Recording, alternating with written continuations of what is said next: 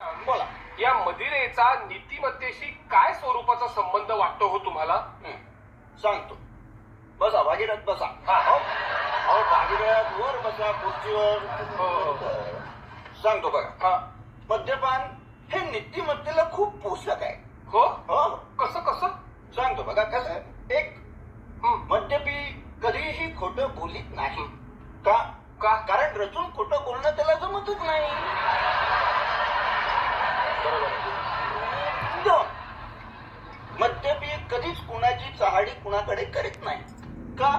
कारण काल काय घडलं हे त्याला आज आठवतच नाही. आणि तीन, तो कुणाचा कधीच विश्वासघात करीत नाही. का? कारण त्याच्यावर कोणी विश्वासच ठेवत नाही. असं बरं पुढे पुढे पुढे आहे. चोरीच्या बाबतीत हा पट्टा तर अगदीच निरागस. अच्छा बर कुठलीही गोष्ट कुणापासून अशी त्याला चोरून ठेवताच येत नाही हो. पटकन बोलून मोकळा होतो. म्हणजे चोरून पेलेली दारू सुद्धा त्याला रिचवता येत हे आता कळलं